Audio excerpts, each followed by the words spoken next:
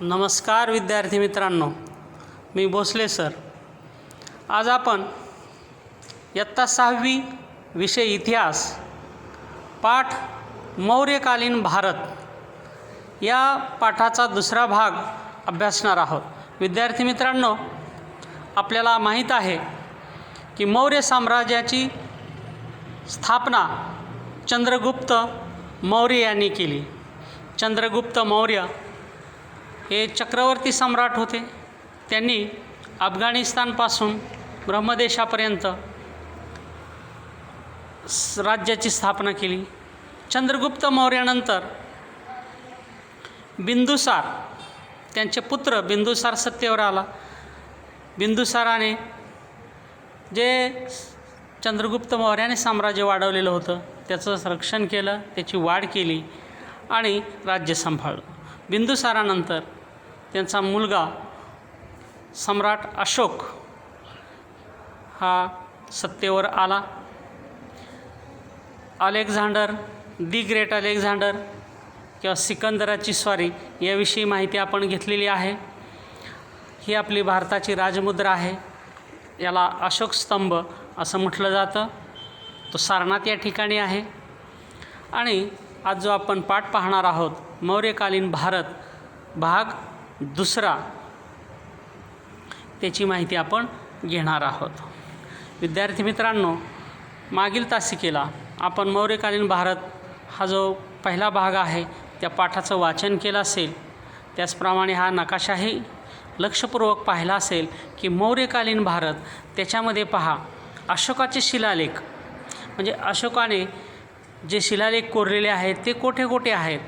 त्याचप्रमाणे अशोकाचे स्तंभालेख आणि अशोकाचं साम्राज्य, भारताची वर्तमान आंतरराष्ट्रीय सीमा ही तुटक्याने दाखवलेली आहे आणि आधुनिक शहर दाखवलेलं आहे. या नकाशाचा आपण लक्षपूर्वक नकाशा पहा आणि आपल्या लक्षात येईल की मौर्यकालीन भारत, मौर्य साम्राज्य कुठून कुठपर्यंत होतं. त्याच्यानंतर आपण आज जे पाहणार आहोत ते मौर्यकालीन राज्यव्यवस्था. मौर्यकालीन राज्यव्यवस्था तर मौर्यांची साम्राज्याची राजधानी पाटलीपुत्र होती. पाटलीपुत्र हे ठिकाण कुठे आहे? आजच्या बिहार राज्यातील, बिहार राज्याची जी राजधानी आहे पटना, त्या पटण्याच्या जवळ हे पाटलीपुत्र शहर आहे. राज्यकारभाराच्या सोयीसाठी साम्राज्याचे 4 विभाग केले आहेत. आज जसं आपला देश भारत देश आहे आणि कारभाराच्या सोयीसाठी विभागणी राज्यामध्ये केलेली आहे. जसं महाराष्ट्र हे एक राज्य आहे, कर्नाटक, गुजरात, मध्य प्रदेश अशी सोयीसाठी विभागणी केली. तर हे जे साम्राज्य होतं मौर्यांचं, या मौर्यांच्या साम्राज्याची 4 विभाग होते. त्यातला पहिला विभाग होता तो म्हणजे पूर्व विभाग. तर या पूर्व विभागाचं मुख्यालय तोशाली ओडिसामध्ये होतं. त्यानंतरचा दुसरा विभाग होता पश्चिम विभाग, उज्जैनी, मध्य प्रदेशामधील उज्जैनी हे त्याचं राजधानीचं ठिकाण होतं. दक्षिण विभाग सुवर्णगिरी, आताच्या कर्नाटक राज्यातील कनकगिरी, हे पूर्वी त्याचं नाव सुवर्णगिरी होतं, तो विभाग होता. आणि उत्तर विभाग, उत्तर विभागामध्ये तक्षशिला, जे की आजच्या पाकिस्तानमध्ये आहे, ते प्रमुख होतं. तर असे राज्याचे किती विभाग केले होते? 4 विभाग केले होते, पूर्व, पश्चिम, दक्षिण, उत्तर. त्याचप्रमाणे राज्यकारभारात राजाला सल्ला देण्यासाठी मंत्री परिषद असे, वेगवेगळ्या पातळ्यावर काम करणारे अनेक अधिकारी होते. सर्वांच्यावर देखरेख करण्यासाठी आणि शत्रूच्या हालचाली नजर ठेवण्यासाठी गुप्तहेर खातं हे अत्यंत दक्ष असं हे मौर्य साम्राज्याचं गुप्तहेर खातं होतं. कारण साम्राज्य फार मोठं होतं आणि त्याच्यामध्ये बंड होण्याची शक्यता होती. किंवा आपण मागल्या तासिकेला पाहिलं आहे की तक्षशिला इथे जे बंड झालं होतं ते राजपुत्र असताना अशोकाने ते मोडून काढलं होतं. उज्जैनी इथे सुद्धा बंड झालं होतं. तर अशा प्रकारे बंड होत होती. ती माहिती घेण्यासाठी दक्ष, कर्तव्यदक्ष असं हेर खातं होतं आणि त्याचेही वेगवेगळे प्रकार होते. ते आपल्याला अधिकच्या माहिती घेता येईल नंतर. मौर्यकालीन लोकजीवन कसं होतं? मौर्य काळात शेतीच्या उत्पादनाला खूप महत्त्व होतं. शेतीबरोबरच व्यापार आणि इतर उद्योगही भरभराटीला आले होते. हस्तिदंतावरील कोरीव काम, कापड विणणे आणि रंगवणे, धातू कामासारखे अनेक व्यवसाय होते. त्याचप्रमाणे चकाकी असलेली काळ्या रंगाची भांडी घडवली जात. नौका बांधणी हा एक मोठ्या प्रमाणावर व्यवसाय. आता लोकजीवन म्हटलं की मुख्य उत्पन्नाचं साधन आपण पाहतो की आपलं रोजचं दैनंदिन जीवन जगण्यासाठी आपल्याला काही खरेदी करण्यासाठी पैशाची गरज असते. तर ते मिळवण्यासाठी काही ना काही काम करावं लागतं.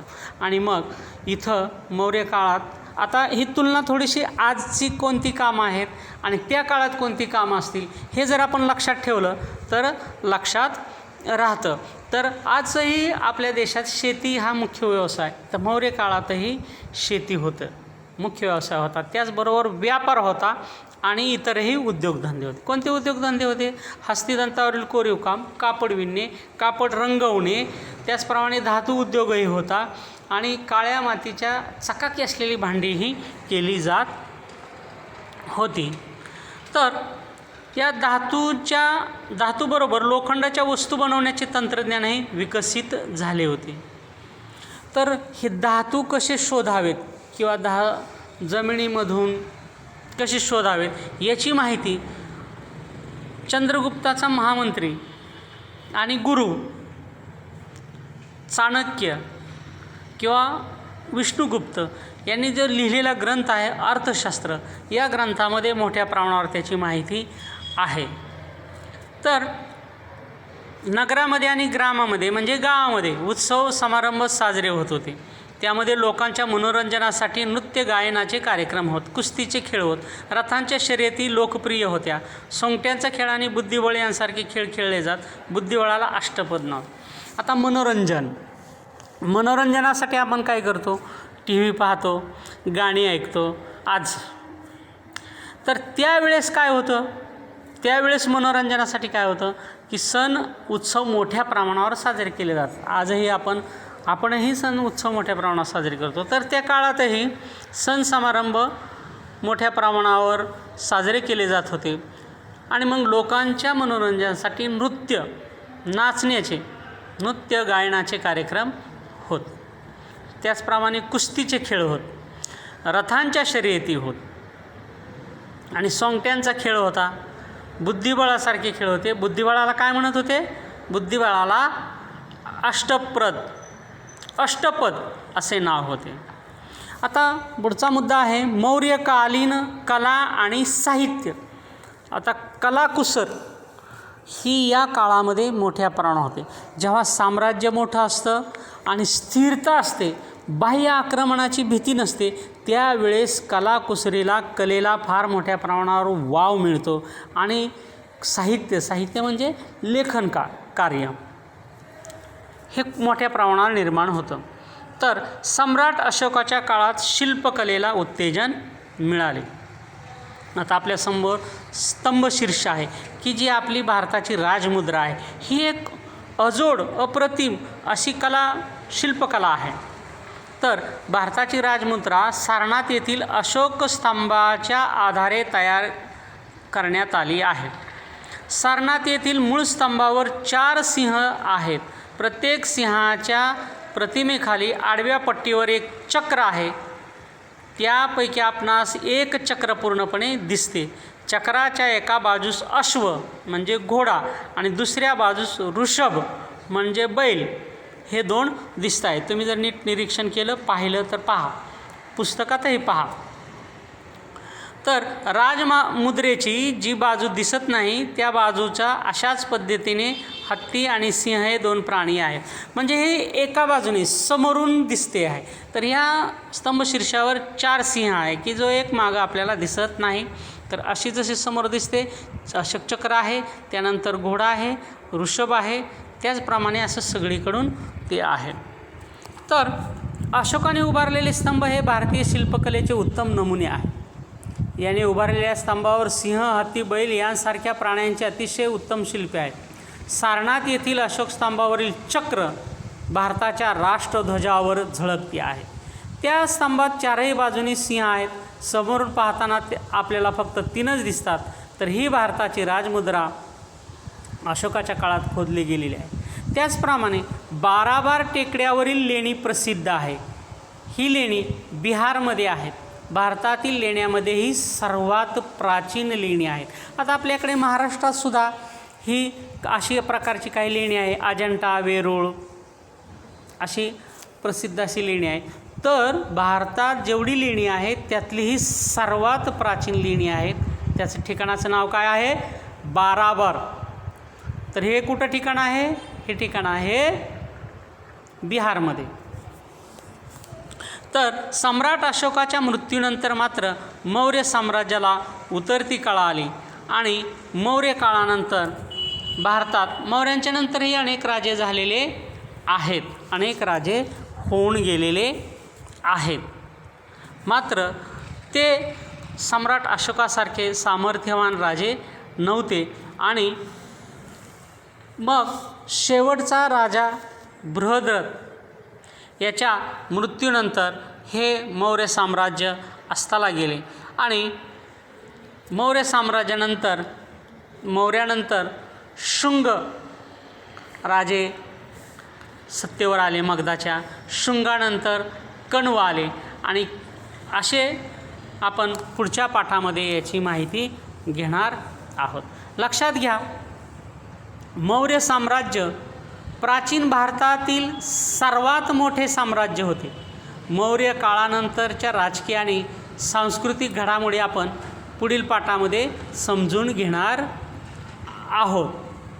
आता हा जो पहिला प्रश्न आहे त्याच्यावर आपण थोडीशी चर्चा करू की सत्रपांमध्ये लढाया का सुरू झाल्या. खालील प्रश्नांची प्रत्येकी एका वाक्यात उत्तरे लिहा. त्यातला पहिला प्रश्न आहे, सत्रपांमध्ये लढाया का सुरू झाल्या. तर सत्रप कोण होते की सिकंदर किंवा अलेक्झांडर दी ग्रेट ह्याच्या मृत्यूनंतर त्याने जे नेमलेले सत्रप कोणाला म्हटलं आहे?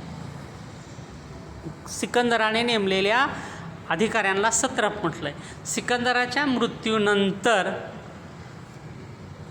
जे साम्राज्य आहे, राज्य आहे, ते आपसामध्ये घेण्यासाठी या सत्रपांमध्ये लढाया सुरू झाल्या. मात्र आपल्याला हे उत्तर मी थोडंसं स्पष्टीकरण सांगतोय, परंतु आपल्याला हे उत्तर एका वाक्यात लिहायचे. बौद्ध धर्माच्या प्रसारासाठी अशोकाने श्रीलंकेस कोणास पाठवले. अशोकाने युद्ध बंद केल्यानंतर बौद्ध धर्माचा स्वीकार केला आणि त्याच धर्माचा प्रसार करण्यासाठी त्याने 3री बौद्ध धर्म परिषद घेतली पाटलीपुत्र या ठिकाणी. आणि नंतर त्याने त्याची मुलगी आणि मुलगा महेंद्र आणि मुलगी संघमित्रा यांना धर्माचा प्रचार करण्यासाठी श्रीलंकेस पाठवले. त्यानंतर 3रा आहे, मौर्य काळात कोणते व्यवसाय होते. शेती, व्यापार, कापड विणणे, कापड रंगवणे, धातू, त्याचप्रमाणे लोखंडाच्या वस्तू तयार करणे हे व्यवसाय होते. सम्राट अशोकाने उभारलेल्या स्तंभावर कोणत्या प्राण्यांची शिल्पे आहेत. स्तंभ कोणता आहे? स्तंभशीर्ष. बरोबर. तर त्या कोणत्या प्राण्यांची शिल्पे आहेत? अश्व आणि वृषभ. अश्व आणि वृषभ या प्राण्यांची शिल्पे आहेत. आता सांगा पाहू, सत्रप कोणाला म्हणायचं. आता थोडक्यात हे व्याख्या आहे. ह्या व्याख्या तुम्ही पुस्तकात पाहून लिहू शकता. सत्रप म्हणजे काय की सिकंदराने जिंकलेल्या भारतीय प्रदेशावर नेमलेले अधिकारी त्यांना सत्रप म्हणत. सुदर्शन काय आहे? चंद्रगुप्त मौर्याने बांधलेला तलाव मोठा गुजरातमध्ये जो तलाव बांधलेला आहे त्याचं नाव काय? सुदर्शन. देवान पियदसी कोणाला म्हटलं आहे? सम्राट अशोकाला म्हटलेलं आहे. ते त्याचं नाव आहे. देवान पियदसी म्हणजे काय? देवांनाही प्रिय असा प्रियदर्शी राजा. कोण? सम्राट अशोक. अष्टपद. अष्टपद कोणत्या खेळाला म्हटलं आहे? आताच मगाशी आपण नाव खेळांची मनोरंजनाची घेतली. तर अष्टपद कोणाला म्हटलं आहे? अष्टपद बुद्धिबळ या खेळाला म्हटलेलं आहे. आठवा आणि लिहा. चंद्रगुप्त मौर्य याच्या साम्राज्याची व्याप्ती. आता नकाशा पाहताना आपण पाहिले सम्राट अशोक याच्या साम्राज्याची व्याप्ती. जोड्या जुळवा. पहा अ गट सम्राट अलेक्झांडर कोण आहे? सम्राट अलेक्झांडर म्हणजेच कोण? सिकंदर. तो कोण होता? ग्रीकचा सम्राट.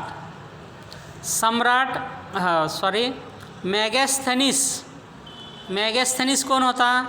जो सत्रप होता सेल्युकस निकेटर त्याचा राजदूत होता. कोणाच्या दरबारातला? चंद्रगुप्त मौर्याच्या. सेल्युकस निकेटरचा राजदूत मॅगॅस्थनीस. सम्राट अशोक हा कुठला होता सम्राट? मगधचा सम्राट.